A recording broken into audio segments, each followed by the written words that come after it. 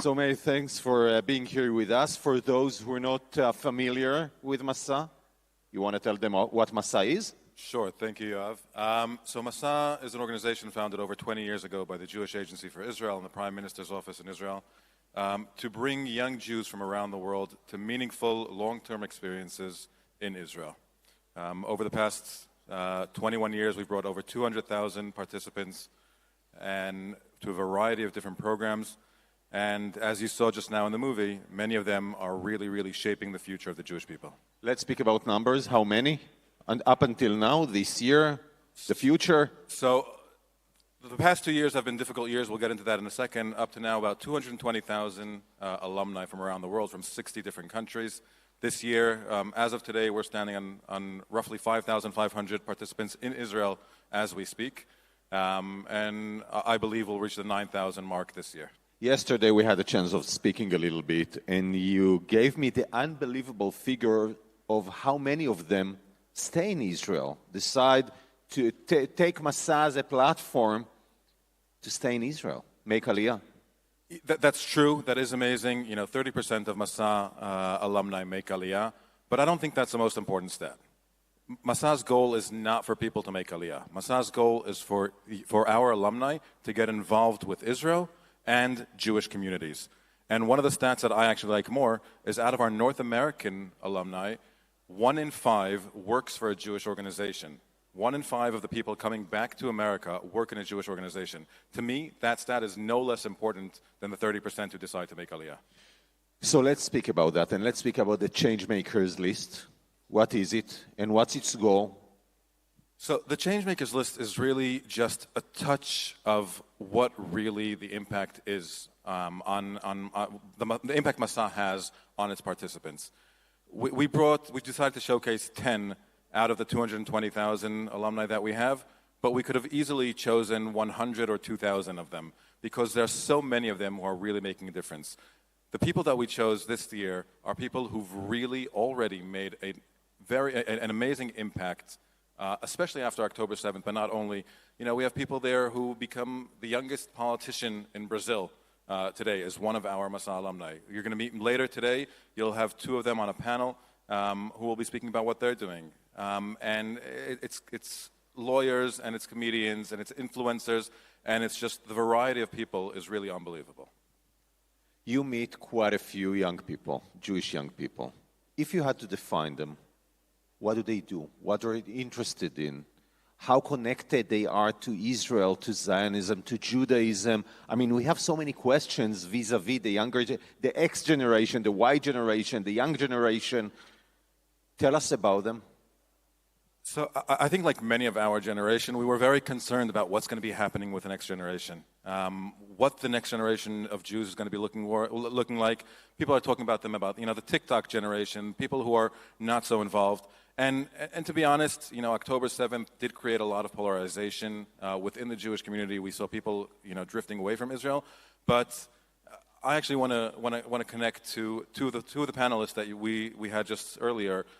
First of all, the optimism of Rabbi Dr. Ari Berman, which I share very much, and I'll speak about in a second. But that connects also to JFNA's survey that they did and what we're calling today the surge. Right? There's a surge after October 7th. There's a real surge of people looking for Jewish connection, looking to connect to Israel, finding ways. We're seeing all the campus organizations have numbers that they've never seen before of young Jews trying to come and connect, find a safe place, but also a place where they can express what they want, what they feel, and how they feel about Israel. I'm optimistic. I really am. Our numbers now are much lower than what they were 2 years ago or 5 years ago, but I'm very optimistic. I think that next year we're going to feel that surge. We're going to see more people coming much more. This generation is a generation of unbelievable young people with so many powers and such amazing abilities that we're going to we're going to see them moving forward on so many aspects of life. But I want to stay on that issue, Meir, for just a little second. We see the numbers in the U.S. in particular, but around the world of Jewish people leaving Judaism, disconnecting, intermarriages, etc., interfaith marriages. Did anything change since October 7th? Did the rise in anti-Semitism pushed Jewish people, those you meet, to Judaism or maybe away from being Jewish? The answer is, I think, very clearly both, right? We saw, that's a polarization I was speaking about earlier. We saw a lot of people who are now afraid to identify with Israel or don't feel strongly enough about it. But I think we're seeing bigger numbers of people who are being pushed for the wrong reasons, but in a very good way towards it. The challenges are there. Let's seize the opportunity. We have to make sure that the worst thing that happened to the Jewish people since the Holocaust is not in vain. It's something that we actually seize the opportunity to make sure that we enable these young Jews who really want to connect to Israel, to Judaism, and find the ways to bring closer, a little bit closer, the ones who are drifting away. Some of them, unfortunately, will be impossible to do. But I'll go back to Pirkei Avot on that and say, right? This is not that we do not have to do everything, but we do not have the right or privilege to not try. So let's look at the future, and I'll use the knowledge, the data, the sense that you hold dealing with young people. We are dinosaurs. So we use old media, old tools, old methods. They speak different language.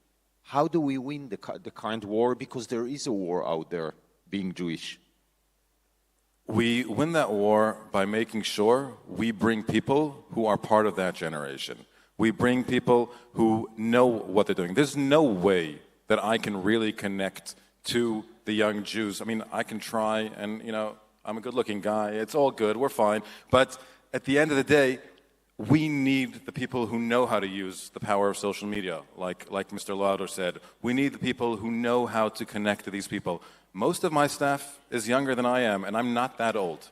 And there's a reason for it. We need the people to be there. We need the people to be where the young Jews need to be. But I'd say even more than that. We need to make sure that we adapt to what the needs are. Say, as a small example, I'll give a couple of examples. One of them is, after October 7th, we started Masa Volunteers, bringing over 1,000 volunteers from around the world for meaningful volunteering in Israel. That was a need that we saw. It came because we saw the people that want to do it. We recently started a program called Masa Diplomats. We chose, in a very, very selective program, 21 participants from 8 countries around the world who are coming and really learning about it. There's so much more that I can say, but I also know that we're short on time. So thank you, Yoav. So thank you very much, Meir Holtz. Lots of reason to be optimistic, lots of reason to support Masa. Thank you very much. Thank you, Yoav.